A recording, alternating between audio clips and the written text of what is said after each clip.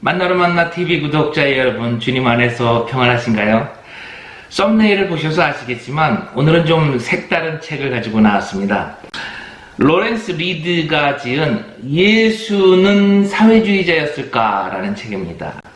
이 로렌스 W. 리드는요, 경제학 박사로서요, 전 세계를 다니면서 강연을 하고 아주 열정이 있는 그런 분입니다. 그분의 책 중에는요, 사회주의를 설명한 책이 있는데, 우리나라에는 왜 결정은 국가가 하는데 가난은 나의 몫인가, 이런 책으로 번역이 됐다는 것을 제가 알고 있습니다. 이 책의 마지막 부분에 예수는 사회주의자인가 라는 그런 창이 하나 있는데, 그 부분을 다시 이렇게 뚝 떼어내서 책으로 만든 것입니다. 요즘처럼 이렇게 이념으로 갈라져 있고 분열되어 있는 시대는 아마 6.25 이후로 처음인 것 같아요.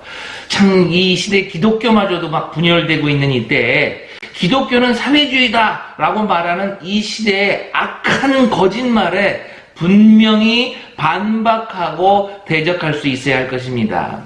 사회주의는 사실상 그 뿌리부터 그 모든 사상에 하나님은 없다 하는 그 무신론을 그들의 신앙으로 삼는 반기독교 세력인 것입니다.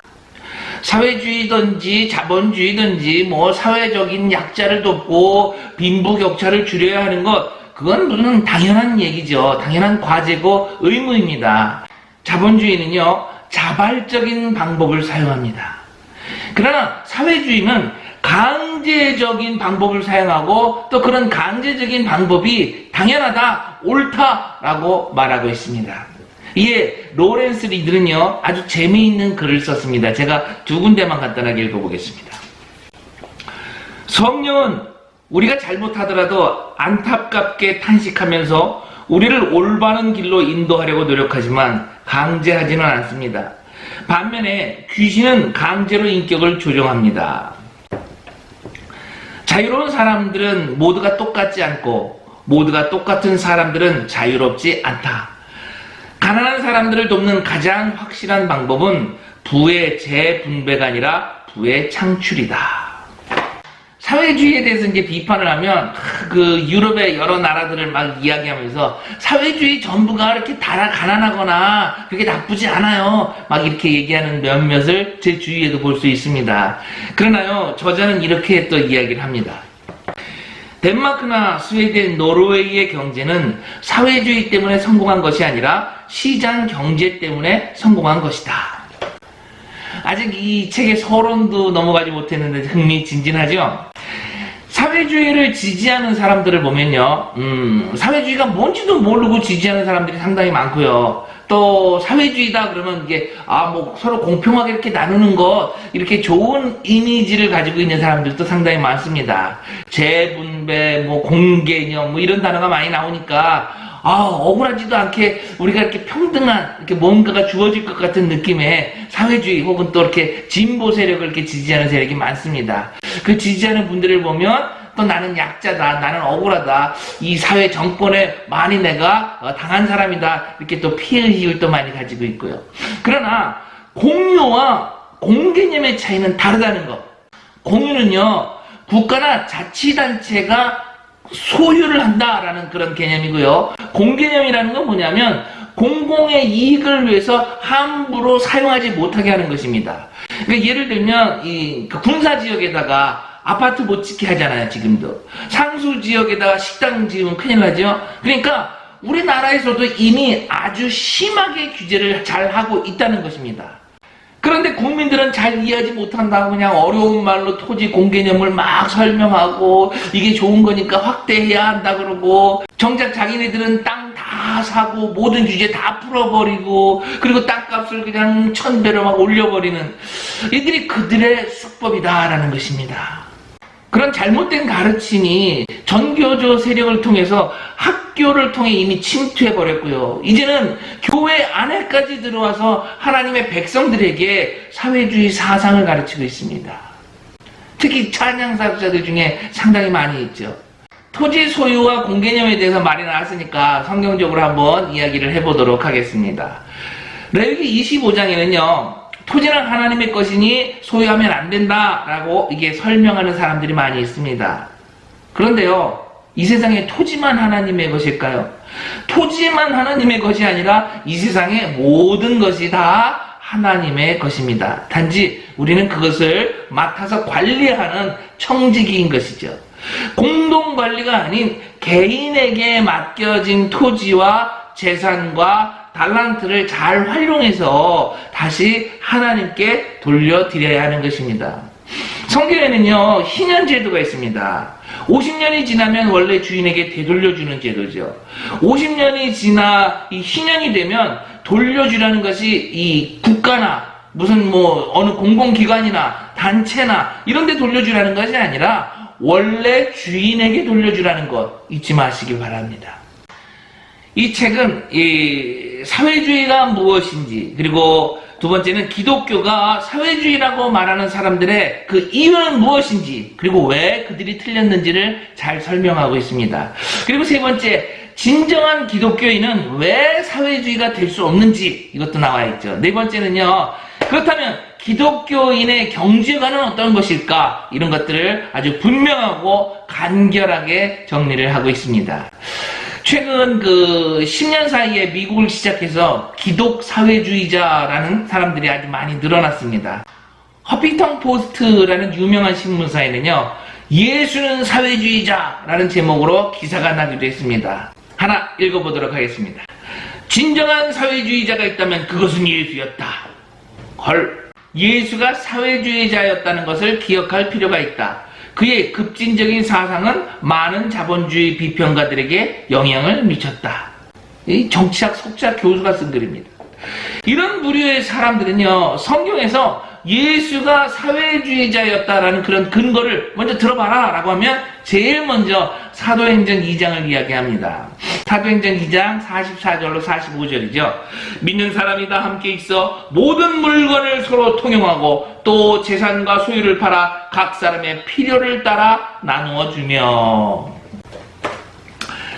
사도행전에서 예수님의 제자들이 그들의 사적 소유를 팔아 공동체가 이익을 나눠 가졌다는 것이었다. 뭐라고? 뭔가 말이 맞지 않았다. 단순히 자신의 물건을 팔아 이익을 공유하는 것이 사회주의자라고? 그건 자본주의 시장 경제에서도 아무런 제한 없이 자유롭고 투명하게 가능한 것이었다. 오히려 그렇게 사고 팔고 주고 나누는 것은 사회주의가 아닌 자본주의 시장 경제에서 더 많이 자율적으로 이루어지고 있었다. 자본주의자들과 자본주의 국가들은 역사적으로 세계에서 가장 큰 자선가들이었고, 게다가 그 혜택을 받는 수혜자들은 주로 사회주의 정권 치하에서 고통받는 가난한 사람들이었다. 이들이 사회주의자였다면 어떻게 소유를 가지고 있었을까요? 게다가 마가는 어떻게 그렇게 큰 다락방을 가지고 있는 집을 소유하고 있었을까요? 더구나 신약 어디에도 물건 통용이 기독교인들에게 강요되었다, 이런 이야기는 없다라는 것이죠. 성경은요, 이런 자들의 꼬임이 있을 것을 알고 잠언서에 미리 기록해 놓으셨습니다. 잠언서 1장 14절로 15절입니다. 너는 우리와 함께 제비를 뽑고 우리와 함께 전대 하나만 두자 할지라도 내 아들아, 그들과 함께 다니지 말라. 네 발을 금하여 그 길을 밟지 말라. 이렇게 꼬이는 사람들이 사회주의자가 아니면 어떤 사람이겠습니까? 저자는요, 이 책의 목적을 이렇게 기술했습니다. 나의 목적은 사회주의자들과 진보주의자들이 그들의 정책을 강요하기 위해 선동하는 예수님에 대한 흔한 잘못된 주장들을 바로잡고자 하는 것이다. 신앙이나 종교의 여부와 상관없이 진리와 역사와 경제 등에 관심이 있는 모든 사람들에게 이 책이 유익하길 바란다. 참 이상하죠? 왜 자기들의 사상을 성경을 이용해서 강요하려고 하는지 모르겠어요. 동성애자들도 마찬가지죠. 자, 그렇다면 지금부터 사회주의를 좀 알아봐야 할 텐데요. 지금 이 동영상을 보시는 우리 구독자님들조차도 사회주의를 설명하라 그러면 글쎄요 하고 머뭇거리실 것 같습니다. 그런데요, 어이없는 것은요, 사회주의자들에게 사회주의를 설명하면요, 그들은요, 그게 아니죠 라고 이야기를 합니다. 칼 마르크스는 사유재산의 폐지와 생산수단의 국유화를 주장했다. 이것을 과학적 사회주의라고 불렀다. 오늘날의 사회주의자들은 그런 것을 말하는 게 아니에요 하고 말한다. 블라디미르 레닌은 1922년에 소비에트 사회주의 공화국 연맹을 설립했다. 그는 인민의 행복을 위해 모든 삶의 영역을 소비에트 국가의 권한 아래 두었다. 대량 학살자인 그의 후계자 조셉 스탈린은 노동자들의 천국을 완성시킬 것을 선포했다. 아돌프 히틀러와 그의 부하들은 독일 경제를 국가가 계획할 것을 설파했고 그들의 정치기관을 국가사회주의, 나치, 독일 노동당이라고 명명했다. 그러나 오늘날 사회주의자들은 그런 걸 말하는 게 아니에요 라고 말한다. 소련 제국 치하의 다른 공화국들은 1989년부터 1991년 사이에 차례로 몰락하기 전에 모두 스스로를 사회주의 체제라고 주장했다. 그러나 오늘날 사회주의자들은 그런 것을 말하는 게 아니에요 라고 주장을 한다. 사회주의자 휴고 차베스가 베네수엘라에서 권력을 잡았을 때 전 세계에 있는 사회주의자들은 크게 기뻐했다. 차베스가 사유재산을 몰수하고 국유화하고 재분배하는 동안 그들은 바로 이것이 우리가 말하는 사회주의제요 라고 외치는 듯 했다. 하지만 20년도 채 지나기 전에 베네수엘라는 대표적인 경제 마비 국가가 되어버렸다. 그들에게 베네수엘라 이야기를 하면 다시 돌아오는 익숙한 후렴소리. 우리는 그런 것을 말하는 게 아니에요 이다.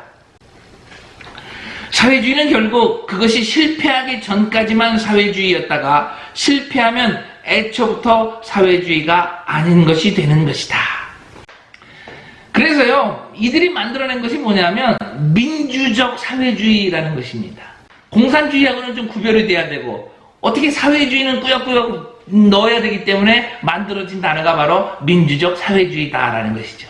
사회주의 경제 안에서 기업의 노동자 자주 경영을 강조한다 이렇게 쓰여져 있습니다. 그런데요, 사회주의는 생산과 분배와 교환의 수단이 공동체 전체에 소유되거나 조정되어야 한다라고 정의를 합니다. 어렵습니까? 쉽게 말하면요, 가게 진열장에다가 이제 뭐 이렇게 스탁할 때 직원들이 전부 투표를 해야 돼. 오늘 식당에 또 반찬이 무엇인지 이게 전부 회의하고 투표하고 그래서 결론을 뽑아야 된다라는 것이죠. 병원에서 의사가 환자 치료할 때 어떤 수술로 어떤 방법으로 해야 될지 전부 모여서 회의하고 토론하고 저는 그 의견에 반대입니다. 막 이렇게 얘기를 해서 결정을 지어야 돼. 그 사이 환자는 다 죽어가지. 처음부터 민주적 사회주의라는 말 자체가 말이 안 된다라는 것입니다. 그럼에도 불구하고 2018년에 미국 하원에 그들이 입성을 하게 되죠. 그리고 가장 유명한 민주사회주의자인 버니 샌더스가 이런 말을 하게 됩니다. 내가 민주사회주의자라고 말할 때 나는 베네수엘라를 말하는 게 아닙니다. 나는 쿠바를 말하는 게 아닙니다. 나는 덴마크나 스웨덴 같은 나라들을 말하는 것입니다. 그러면요, 2015년 덴마크 수상이 한 말을 한번 들어보겠습니다. 미국에서 일부 사람들이 북유럽 모델을 일종의 사회주의로 연관 짓는다는 것을 알고 있습니다. 그래서 저는 한 가지를 분명히 하고자 합니다. 덴마크는 사회주의 계획경제가 결코 아닙니다. 덴마크는 시장경제를 가지고 있습니다. 정작 덴마크 수상은 자기네들이 사회주의가 아니라고 얘기를 하는데 버니 샌더스는 무슨 근거로 덴마크가 사회주의라고 이야기를 하는 걸까요? 덴마크와 스웨덴과 노르웨이의 경제는 그들이 가지고 있는 사회주의가 아니라 그들이 파괴하지 않은 자본주의 시장 경제 때문에 성공한 것이다. 그들은 감세와 규제 완화 그리고 민영화를 통해 과거 그들이 가지고 있던 사회주의 요소들을 폐지했다. 그렇게 하지 않고 계속해서 사회주의를 추구한 나라가 바로 베네수엘라다. 그래서 오늘의 사회주의자들은 그런 것을 말하는 게 아니에요 또라고 이야기를 합니다. 그렇다면 공산주의와 사회주의의 차이점을 우리가 조금 알아봐야 될 것 같아요. 이 지적 대화를 위한 넓고 얕은 지식, 요 1에서 제가 인용을 했습니다. 공산주의라는 개념은요, 생산수단을 자본가가 아닌 노동자들이 갖는 경제체제를 의미합니다. 생산수단은요, 세 가지. 토지, 자본, 노동입니다. 토지와 자본을 가지고 있는 사람들이 노동력을 착취해서 부를 축적한다, 이렇게 생각하기 때문에 이런 자본주의의 모순을 타파하기 위해서 공산주의가 만들어진 거죠. 공산주의 선언을 쓴 마르크스가 이렇게 이야기를 합니다. 자본가들로부터 생산수단을 뺏어 노동자들이 그 수익을 나누고 자신의 노동에 대한 정당한 대가를 받는 사회를 만들자. 물론 많은 사람들이 반대를 하죠. 그렇기 때문에 피해 혁명이 일어나고 공산주의는 반드시 혁명의 논리로 나타나게 되는 것입니다. 그렇다면 사회주의란 무엇일까요? 사회주의는요, 쉽게 말하면 공산주의 이념을 실행하기 위한 하나의 수단이자 통로 혹은 현실 아니다 라고 볼 수 있습니다. 엘리트 계급 혹은 부르주아 계급 이런 자본가로서의 권리를 내려놓고 노동자들의 권리를 보장해야 된다, 이런 입장이 사회주의자가 되는 것입니다. 북한, 쿠바, 중국, 소련, 우리나라의 진보 정당들도 여기에 속하죠. 사회주의자들은요, 정치와 그 정부의 큰 변화에는 아주 관심이 많은데 그에 비해 개개인의 개혁, 성품의 개발 이런 데는 별로 관심이 없습니다. 그들의 초점은 오직 정치, 정부, 조직에 있는 것입니다. 저는 이 말에 100% 공감을 합니다. 정작 본인은요, 자본주의의 혜택을 모두 누리며 살지만 입으로는 자본주의를 비판하고 사회주의를 옹호하고 열심히 사는 사람들이 뭔가 손해를 보고 있다, 이런 못된 선동들을 하는 사람들이 그런 서민층이 아닌 특권층에서 많이 볼 수 있다는 거죠. 성경에 나오는 부자들에 대한 그 예수님의 반응을 보고 예수님이 사회주의자다라고 말하는 사람들을 꽤 많이 볼 수 있습니다. 마태복음 19장과 마가복음 10장의 이야기입니다. 마태복음 19장 16절이죠. 어떤 사람이 주께 와서 이르되 선생님이여, 내가 무슨 선한 일을 하여야 영생을 얻으리이까? 이렇게 묻자 예수님께서 계명을 지키라 하니까 전부 다 지켰습니다 라고 얘기를 합니다. 그러자 예수님이 21절로 이렇게 말씀하십니다.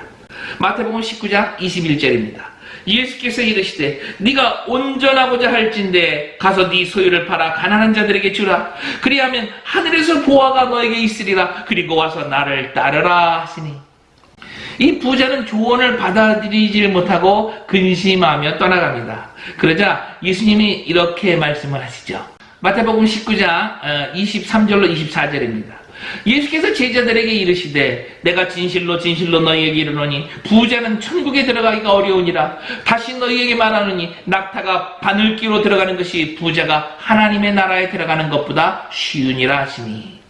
MSNBC의 진행자 로렌스 오노넬은 이 이야기를 근거로 예수님이 부자의 전부를 빼앗는 것에 동의하셨을 것이며 예수님이 누진소득세의 최초의 옹호자였다고 주장했다.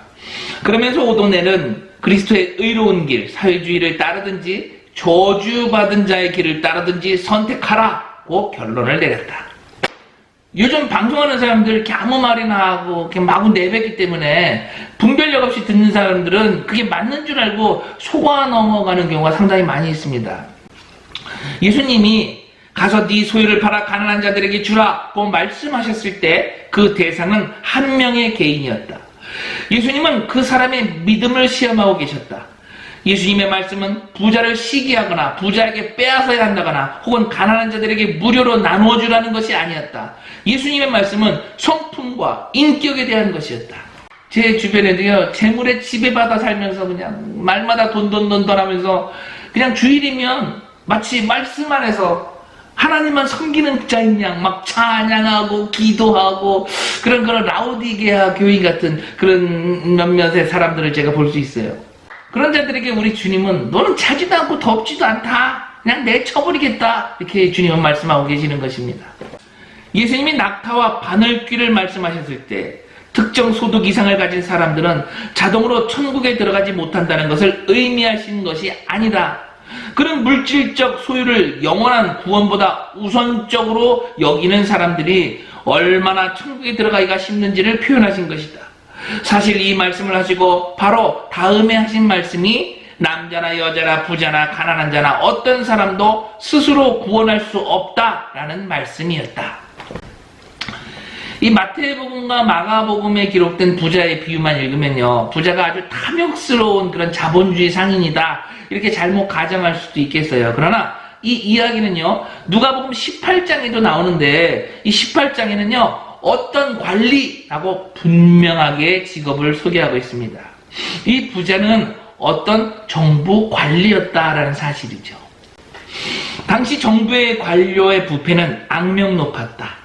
로마 정부는 법치나 선한 통치보다 어떻게 하면 재원을 늘릴 수 있는지에만 관심이 있었다.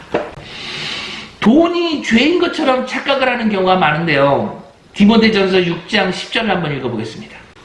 돈을 사랑함이 일만하게 뿌리가 되나니 이것을 탐내는 자들은 미혹을 받아 믿음에서 떠나 많은 근심으로 자기를 찔렀도다. 탐욕이라는 것은요, 돈이 아니라 돈에 대한 사랑을 이야기하는 것입니다.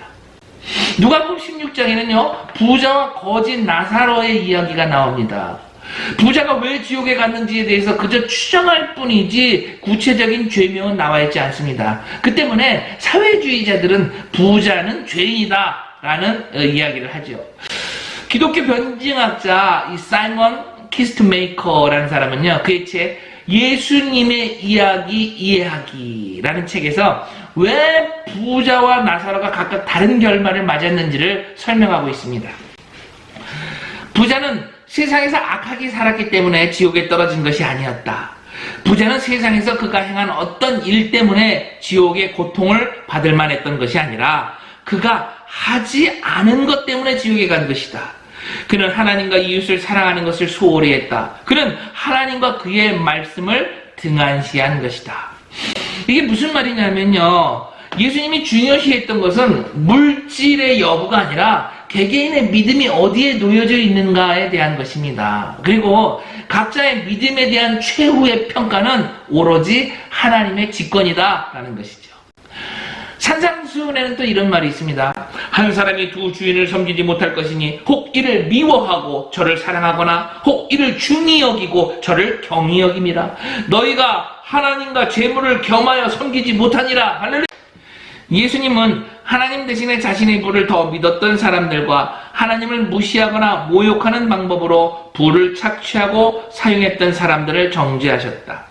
이것은 신약 성경 전체의 메시지와 일치된다. 이 정죄는 부자들을 단순히 부자라는 이유로 고발한 것이 아니다. 사회주의 사상을 가진 사람들은요, 1% 상위 그룹을 막 비판하면서 어떻게든지 그들을 끌어내리려고 온갖 수단을 동원합니다. 한국에서는 삼성이 그에 해당될 것 같아요.